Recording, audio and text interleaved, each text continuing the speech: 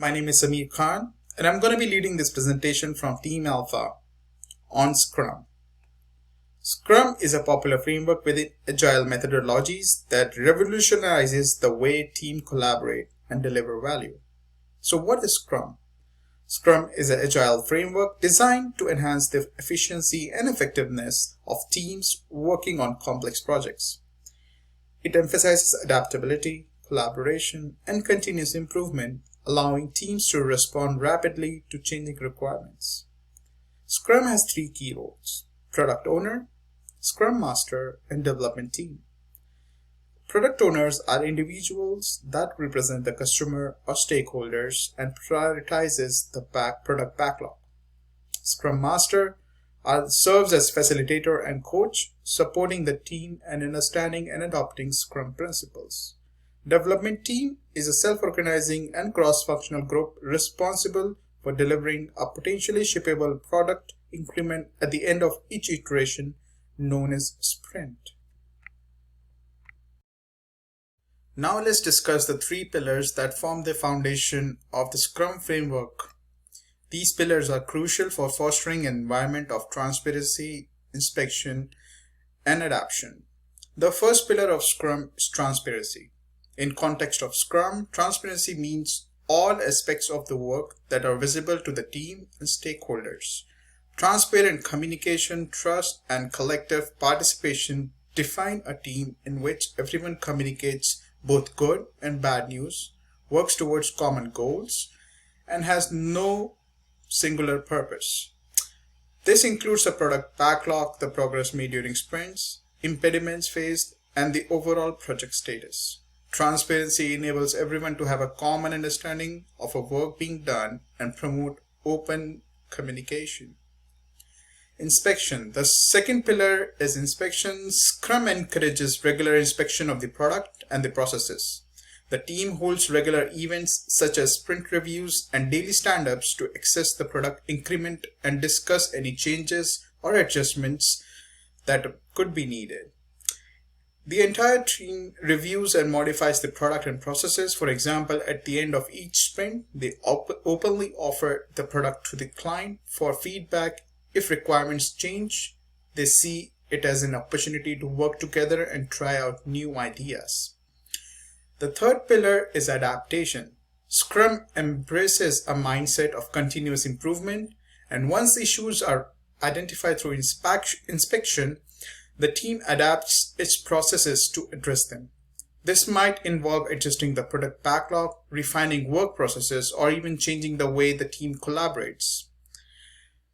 The essential question is if the firm is better off than yesterday, which is a focus of objectives such as the faster time to market, increased ROI, lower total cost of ownership, enhanced software quality, and increased satisfaction. Adaptation ensures that the team is always learning and evolving, becoming more effective over time. But how does the pillar work together? These three pillars work in harmony. Transparency lays the groundwork by making information available to all stakeholders. Inspection then provides opportunities to evaluate and assess the current state. Finally, adaptation allows the team to make the necessary changes to improve continuously. What could be the benefits of the pillars? The pillars of transparency, inspection, and adaptation create a solid framework for teams to navigate complexity and deliver valuable product. They foster a culture of openness, learning, and responsiveness, enabling teams to respond quickly to the changing requirements and deliver high-quality products. In conclusion, Scrum's three pillars provide a robust foundation for agile development, emphasizing the importance of clear communication, regular evaluation, and continuous improvement. By embracing these pillars, teams can thrive in dynamic environments and consistently deliver quality products after each sprint. Now let's explore the 5 core values that underpin the Agile framework, specifically within the context of Scrum. These values are courage, focus, commitment, respect, and openness. Principles that guide teams towards effective collaboration and successful project delivery. Courage in agile context means the willingness to confront challenges and uncertainties head on. It's about taking risk, admitting mistakes, and learning from them. Agile teams encourage each member to speak up, share ideas, and address issues transparently. With courage, teams can adapt to change continuously and improve. Focus. Focus is about directing attention and effort towards the most important task. In Agile, this means concentrating on delivering a valuable product increment. Teams prioritize work based on the highest business values, ensuring that efforts are aligned with the project's goal. Maintaining focus allows for more efficient use of time and resources. Commitment is a key value in Agile methodologies. It involves a shared dedication to achieving the team goals. Commit to delivering high quality work within the fixed time frames known as sprints. This commitment fosters accountability and motivates team members to work collaboratively towards a common objective. Respect is foundational in Agile's interactions. It involves in acknowledging the perspectives and contribution and diversity of team members. Agile teams create an environment where everyone feels valued and is encouraged to express their opinions. Respectful communication enhances collaboration and fosters a positive team culture.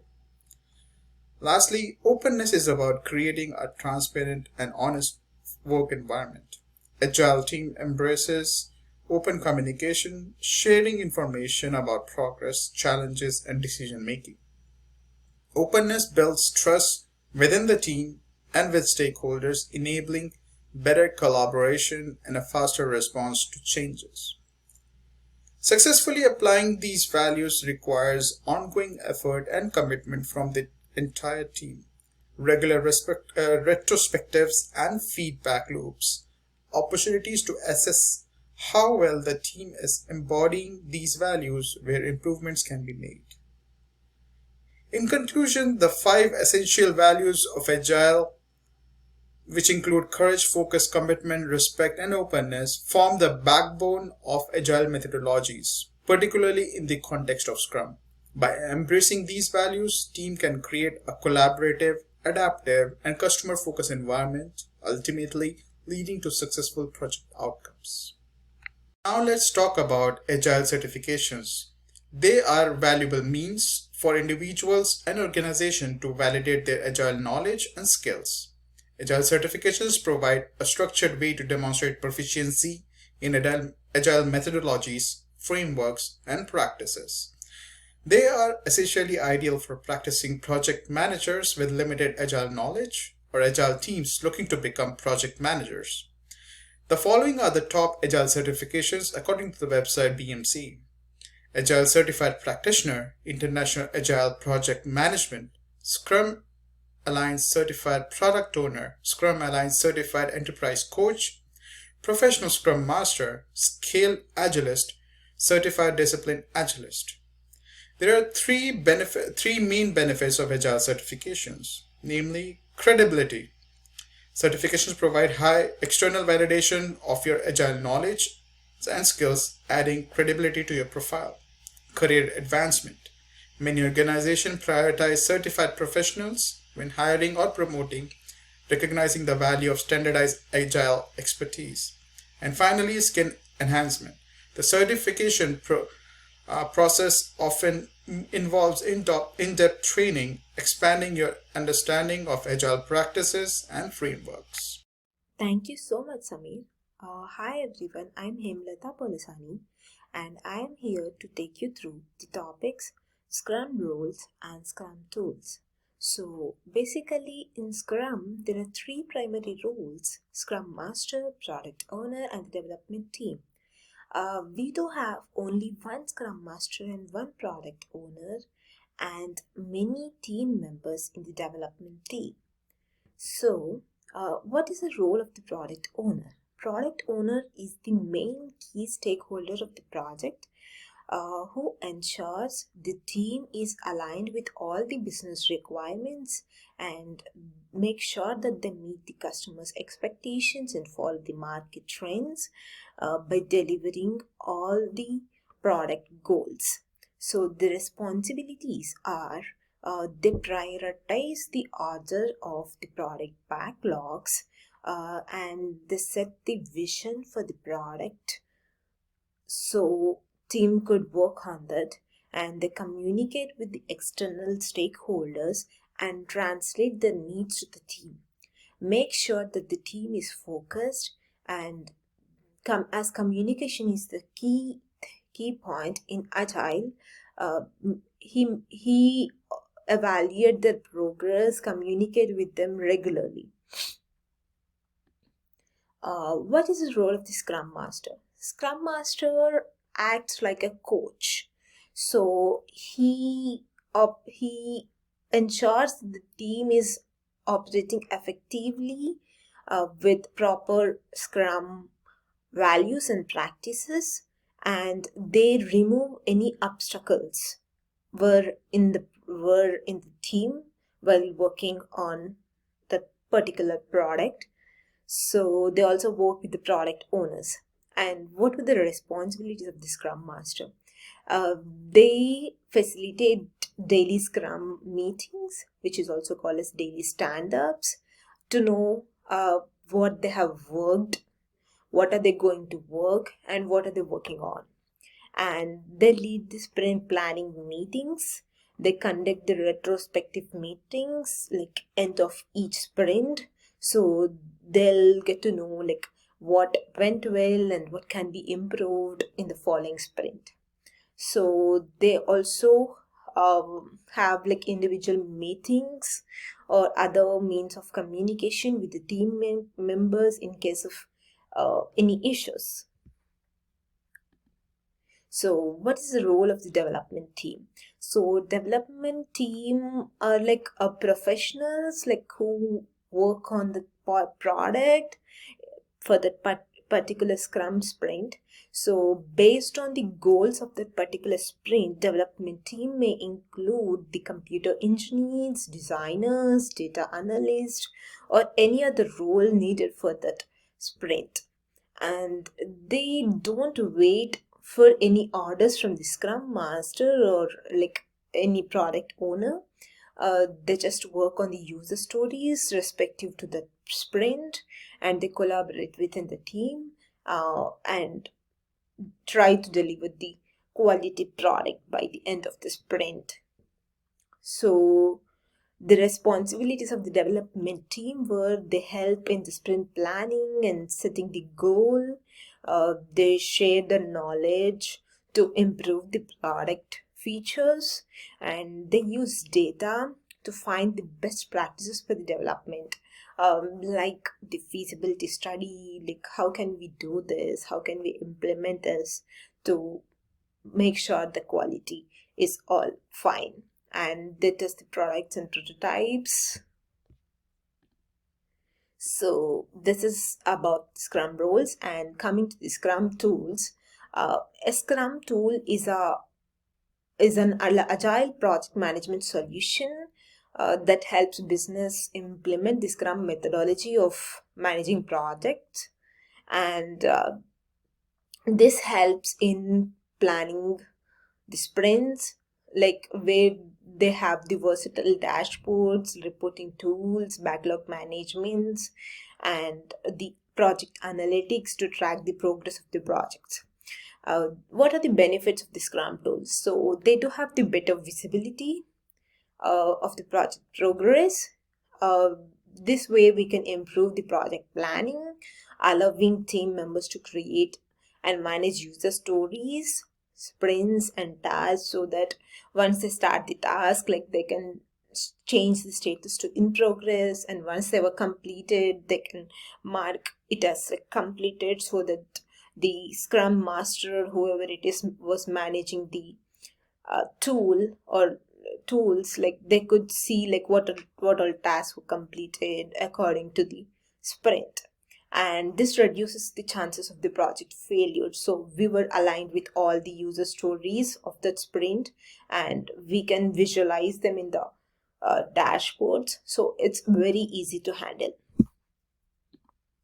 The best Scrum tools to increase the team's productivity are like Monday.com, Jira, Hive, Write, Task, Clayson, Netcache, Target Process, ClickUp, Vivify. And the main factors we consider in selecting a Scrum tool for agile software development are the user interface, the interactive user interface, the features, like the essential features we want to maintain, uh, the product, task and all.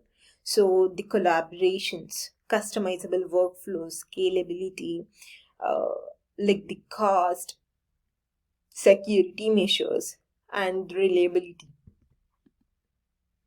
So the best example we could consider is from the Scrum tools is Jira. So Jira is the most popular Scrum tool used by the agile teams. Like even if it's like small, large, or medium firms, like they mostly use Jira. So Jira has the bug and issue tracking along with the project management. So with its versatile dashboard and recent updates, it's also offering the capabilities like the backlog management, sprint planning, task tracking, reporting. So it's full of the customizable features. While other Scrum tools like Monday.com has all the features too, but they offers the paid subscriptions, while Jira has a free version that offers the basic features necessary to the project management. This is an advantage. And the features were like, you could see the backlog management, uh, like the roadmap, pages, code. You can maintain the code here, the issues tracker, activity logs, Jira dashboard, time tracking with color indication, reports in Java. So all the features. This is the dashboard of the Jira where we could follow all the features. Thank you so much. Hello everyone, I am Sarayu and I will be continuing with the Scrum artifacts and terms. Some of the Scrum terms here are acceptance criteria, artifacts, burn down and burn up charts, parking logs, refinement, refactoring, and user story. What is the Scrum artifacts means? It's a collection of the data that a Scrum team uses to explain the good or the service being introduced, the process involved in creating it, and the activities necessary throughout the production in the Scrum artifact. This type of Scrum artifact provides you with some indications on the sprint performance. Next is the Scrum Act. What is Scrum artifacts used for? The Scrum artifacts are used for organizing your goal and objectives for the product management, creating a list of the things that can be done to achieve these goals, and dividing up the work into sprints according to their dependencies and the relevance. Sprints here means like dividing the work into the specific amount of the time. Next is finishing the task and examining and evaluate the results to determine how well they match our goals, and like repeating the steps and continuing the cycle. The next is the some of the main Scrum artifacts. The Scrum relies on the three key artifacts to ensure the alignment between the team and the stakeholders, a streamlining project development and the providing the transparency. Stakeholders can track the project progress without directly querying the team members refer- uh, by referencing these artifacts. The main artifacts here are product backlog, sprint backlog, and product increment. And the additional artifacts are the sprint burn down chart, sprint burn up chart, and the sprint plan. First, coming to the product backlog. A product backlog is a dynamic list of the essential tasks, features, and the requirement needed to achieve business goals. It includes the elements like customer support, market demands, and the competitive analysis. It requires continuing updating to align with evolving conditions and objectives, and never being considered complete. Next is the sprint backlog. The sprint backlog is a list of the tasks for the each sprint, only alterable by the development team, but subject to negotiate with the product owner or the scrum. This process encourages breaking down the larger items into the small and actionable tasks. The sprint backlog supports the progress tracking and helps the team to stay focused on the current task at hand. Next is a product increment. In the product increment, the primary Scrum artifact represents the sprint goal achieved by the fulfilling product backlog items. It is delivered at the sprint end if the definition of done criteria are met. The definition of done criteria means it's a collection of the product backlog acceptance criteria such as quality criteria, restrictions, etc. Each sprint produces are the increment determined during planning with its existent contingent on the team's decision to release to the client. Next, one of the terms is a user factory. In a user factory is Scrum typically follows the structured format to articulate the specific requirements for or a piece of the functionality from the perspective and of an end user or the customer. It has a title, narrative, and the acceptance criteria. The title means the description summarizing of the essence of the user story, and the narrative describes the user role, that describes the functionality or the outcome and the reason behind it. It typically follows the template as can be seen as a user rule. I want it's a functionality and so that I can is a reason. You can see the example like which as a frequent online shopper, where online shopper is a user role.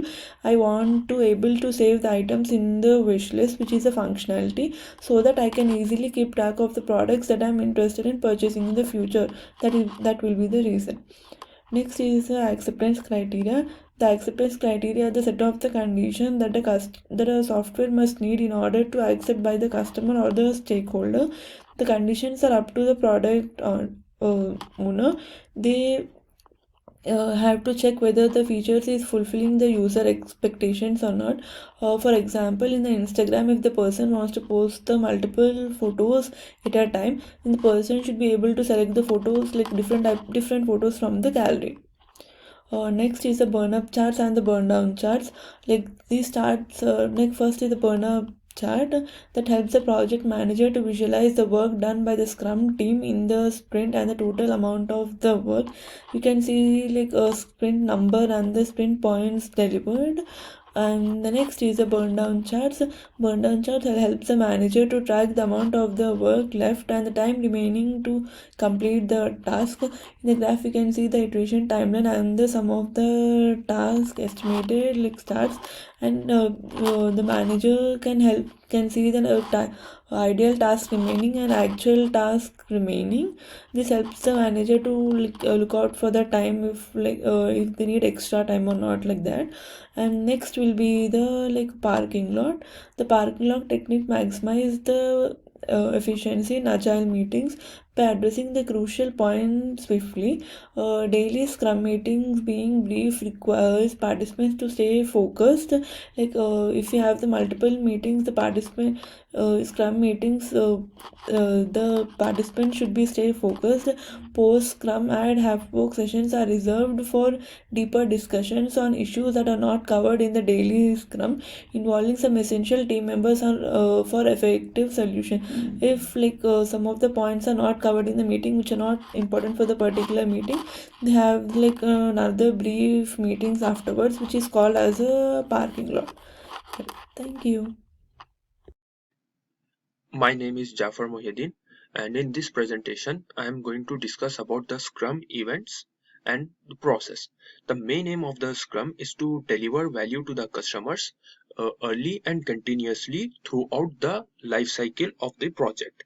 So the Scrum allows for large tasks to be broken down into manageable chunks that can be completed in a limited time period called sprint. So sprint is the heartbeat of the Scrum process. It can be viewed as a container for all the Scrum events and adapt loops.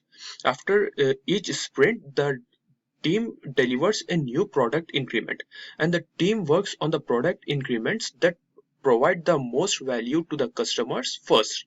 So in order to do this, the Scrum depends upon the cross-functional and self-organizing teams. So next, let's discuss about the roles and the events that play an important role in the Scrum process. So the Scrum Master, Product Owner and developers are the important roles within the Scrum process. Product Backlog, Sprint Backlog and Increment are the artifacts, and the Sprint Planning, daily Scrum, Sprint Review and Sprint retrospectives are the major events that are the part of the Scrum process. So let us talk about these Scrum events in detail. So the first event is the sprint planning. Sprint planning establishes the sprint goal, what can be done and how the chosen work will be completed. It basically helps to put items from product backlog to sprint backlog. This is attended by the entire Scrum team. The entire Scrum team consists of all the three members that I have discussed in the previous slide. Those are the developers, product owners and the Scrum Master.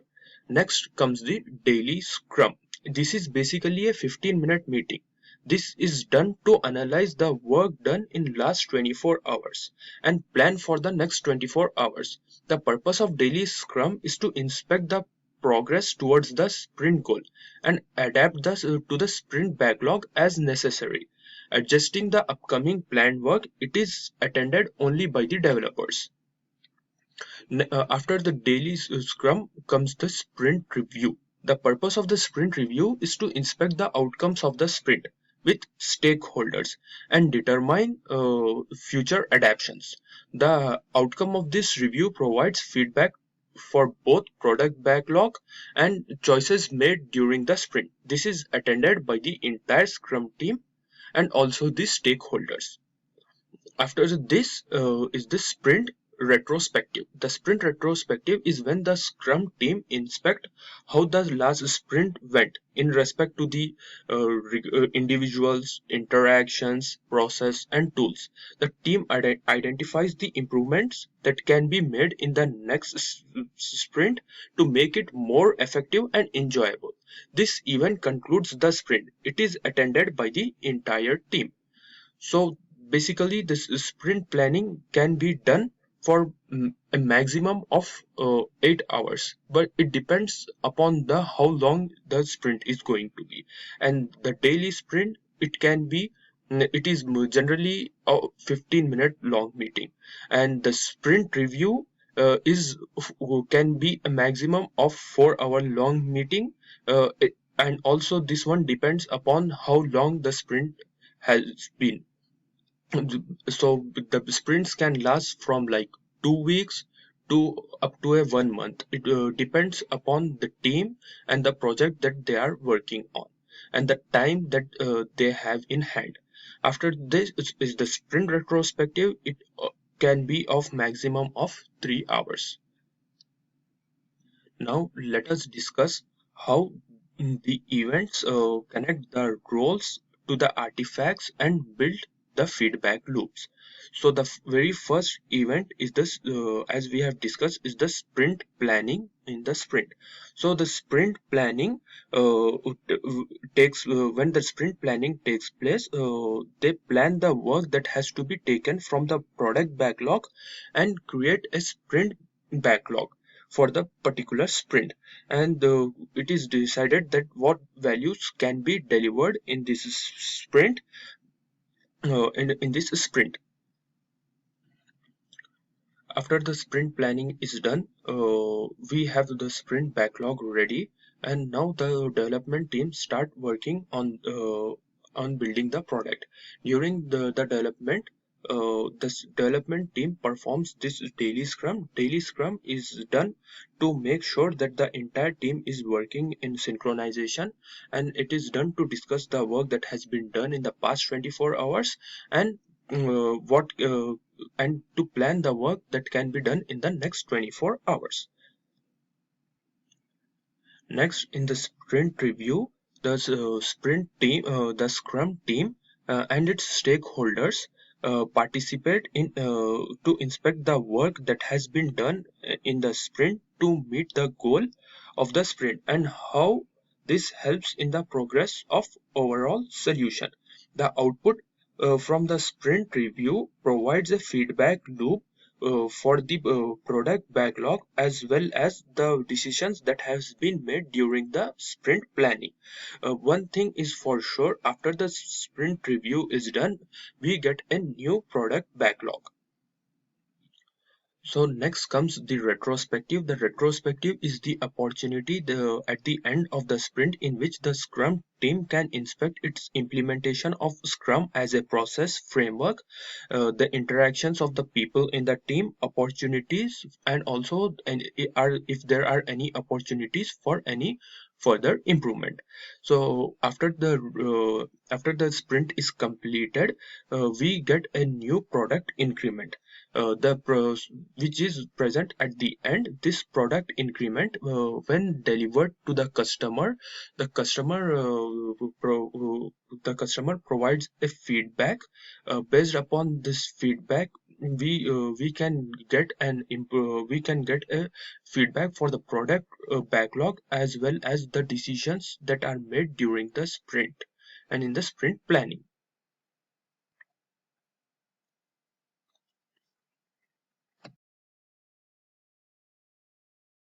With the rise of agile methodologies, including Scrum, there are many examples of these methodologies being applied in the real world. One such example is with Intel's product engineering team.